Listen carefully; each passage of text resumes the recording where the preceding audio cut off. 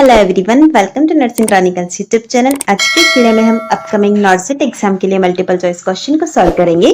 आज की सीरीज का सबसे फर्स्ट क्वेश्चन ही हमारा, what is the name of the instrument shown in the image. आप यहाँ पर देख सकते हैं, हमें एक इंस्ट्रूमेंट का इमेज दिया गया है, इसका नाम क्या है? Option A Richardson retractor, option B Allison lung retractor, option C army navy retractor और ऑप्शन डी है फीवर रिट्रैक्टर। राइट आंसर रहेगा हमारा यहाँ पर ऑप्शन बी यानी कि एलिसन लंग रिट्रैक्टर। अब हम देखेंगे कि इस रिट्रैक्टर को हम यूज में कहाँ लेते हैं। एन एलिसन लंग रिट्रैक्टर एक सर्जिकल इंस्ट्रूमेंट है जो कि यूज किया जाता है प्राइमरली थोरेसिक सर्जरी के लिए, और यह इंस्ट्रूमेंट हेल्प करता है हमें to retract the lungs. Next question है हमारा, which radioactive isotope is commonly used in prostate brachytherapy. Prostate brachytherapy के अंदर कौन सा ऐसा रेडियोएक्टिव आइसोटोप है जो कि कॉमनली यूज में लिया जाता है? Option A iodine 125, option B caesium 137, option C iridium 192 और ऑप्शन डी है हमारा कोबाल्ट 60। राइट आंसर रहेगा हमारा यहाँ पर ऑप्शन ए आयोडीन 125 जो होता है वो कॉमनली प्रोस्टेट ब्रैकीथेरेपी के अंदर यूज में लेते हैं। अगर हम बात करते हैं केशियम 137 की, तो यह जो होता है प्रोस्टेट ब्रैकीथेरेपी में यूज में नहीं लिया जाता है।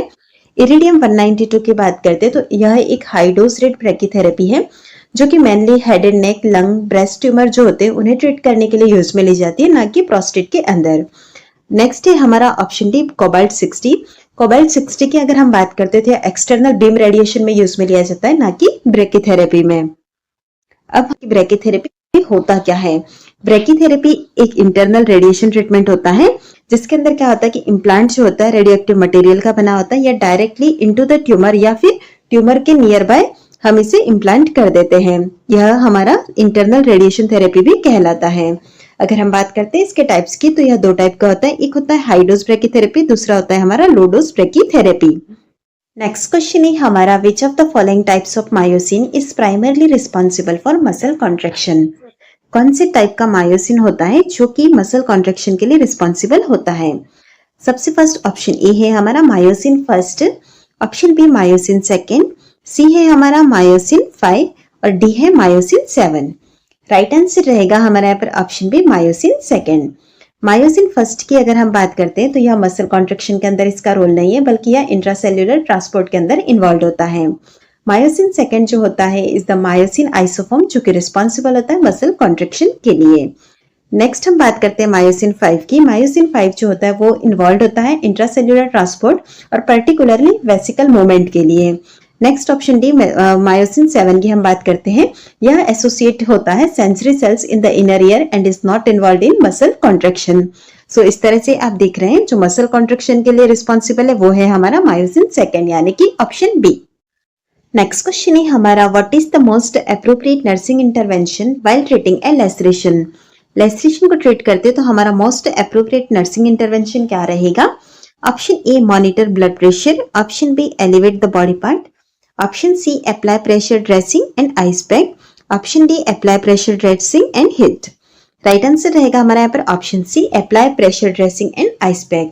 अगर हमें लैसरेशन को मैनेज करना है तो इसके लिए ओवर द वुंड हम डायरेक्टली प्रेशर अप्लाई करते हैं ताकि जो हमारी ब्लीडिंग है वो स्टॉप हो जाए, और ब्लीडिंग स्टॉप होने के बाद हम आइस पैक को अप्लाई करते हैं। आइस जो होती है वो हेल्प करती है टू प्रिवेंट टिश्यू डैमेज और इसी के साथ ही स्वेलिंग और पेन को भी डिक्रीज करती है। अगर आप यहाँ पर देख रहे होंगे ऑप्शन सी और ऑप्शन डी दोनों ही सिमिलर दिख रहे हैं, लेकिन डी के अंदर हीट दिया गया है, हमें हीट की नहीं बल्कि आइस पैक को अप्लाई करना है। नेक्स्ट क्वेश्चन है हमारा, which of the following is a complication that may arise if anaphylactic shock is not treated promptly. अगर हम एनाफाइलेक्टिक शॉक को नहीं ट्रीट करते तो इसकी वजह से कौन सा ऐसा कॉम्प्लिकेशन है जो हो सकता है? Option A hypoglycaemia, option B cardiac arrest, option C hyperkalaemia, option D sepsis. Right answer रहेगा हमारा यहाँ पर ऑप्शन बी कार्डियक अरेस्ट। चलिए इसका रेशनल भी हम देख लेते हैं। अगर हमने एनाफाइलेक्टिक शॉक को नहीं ट्रीट किया है तो इसकी वजह से सीवियर हाइपोटेंशन हो सकता है और रेस्पिरेटरी फेलियर हो सकता है। इन दोनों चीजों की वजह से क्या होगा, कार्डियक अरेस्ट होने के चांसेस रहते हैं, क्योंकि हमारा जो सर्कुलेटरी है वो कोलैप्स होगा, और सर्कुलेटरी कोलैप्स होने की वजह से कार्डियक अरेस्ट हो सकता है।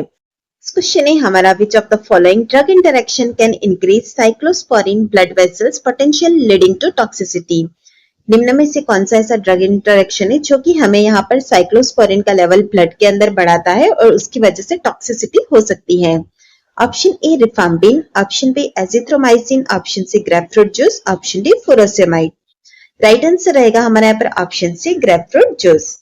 साइक्लोस्पोरिन के मेटाबोलाइज के लिए जो एंजाइम जरूरी होता है, ग्रेपफ्रूट जो होता है वो उसी को इनहिबिट कर देता है और इस इनहिबिशन की वजह से साइक्लोस्पोरिन का लेवल इंक्रीज हो जाता है और साइक्लोस्पोरिन का लेवल ब्लड के अंदर इंक्रीज होगा तो इसकी वजह से टॉक्सिसिटी हो सकती है। इसीलिए अगर किसी पेशेंट को साइक्लोस्पोरिन चल रही है तो वहां पर हम ग्रेपफ्रूट जूस को अवॉइड करने के लिए एडवाइस करते हैं। इसके अलावा हमें यहाँ पर ऑप्शन ए के अंदर रिफाम्पिन दिया गया है, उसके बाद एजिथ्रोमाइसिन है और फुरोसेमाइड। यह तीनों ही मेडिसिन जो होती है इसका मेजर इंटरेक्शन साइक्लोस्पोरिन के साथ नहीं देखने को मिल रहा है। नेक्स्ट क्वेश्चन है हमारा, I the following restaurant technique shown in the image. हमें यहाँ पर इमेज के अंदर एक रेस्टोरेंट टेक्निक दी गई है, यह कौन सी होगी? Option A mummy restraint, option B belt restraint, option C jacket restraint, option D chemical restraint. Right answer रहेगा हमारा यहाँ पर ऑप्शन ए मम्मी रेस्टोरेंट।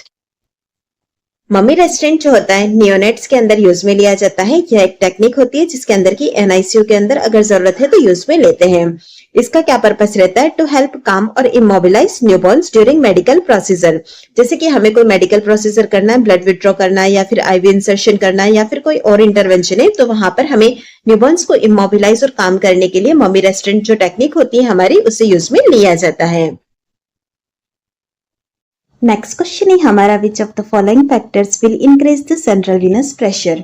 निम्न में से कौन सा ऐसा फैक्टर है जो कि हमारा सेंट्रल विनस प्रेशर, जिसे कि हम शॉर्ट में सीवीसी कहते हैं, उसे इंक्रीज कर सकता है?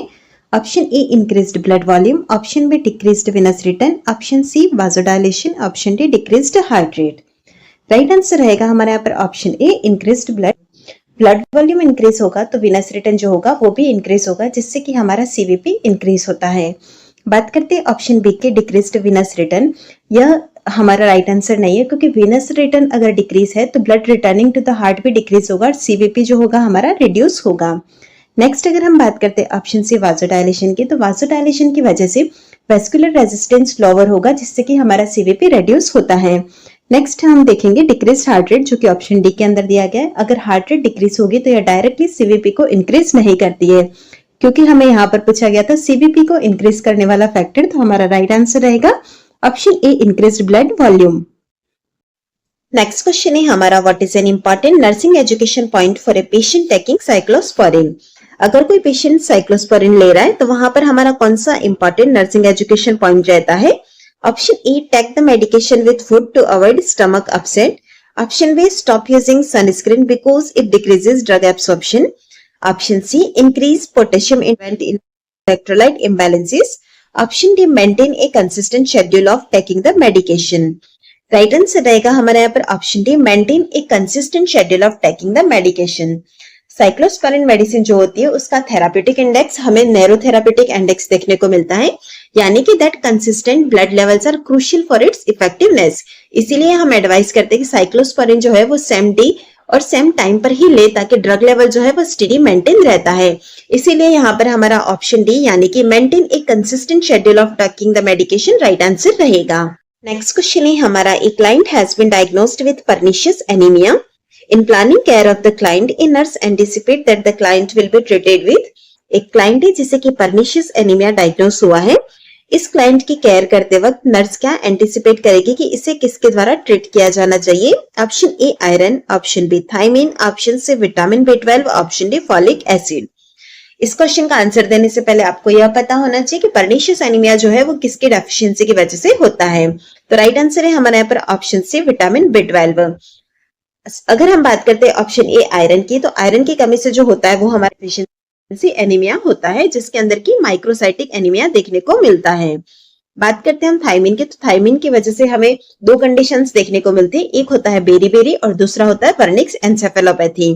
विटामिन B12 जो कि हमने देखा है, इसकी वजह से हमारा पर्निशियस एनीमिया होता है, जिसे कि हम मैक्रोसाइटिक एनीमिया भी कहते हैं।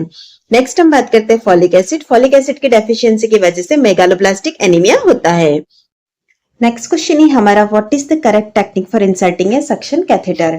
सक्शन कैथेटर को इंसर्ट करने की करेक्ट टेक्निक कौन सी है? Option E insert the catheter with the suctioning turn on, option B है insert the catheter as far as possible without suction, option C insert the catheter while rotating it for better clearance.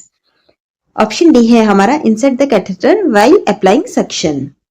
अगर हम बात करते हैं option A की, insert the catheter with suction turning on, यह हमारा सही नहीं रहेगा क्योंकि अगर ड्यूरिंग इंसर्शन हम सक्शनिंग करेंगे तो ट्रॉमा हो सकता है।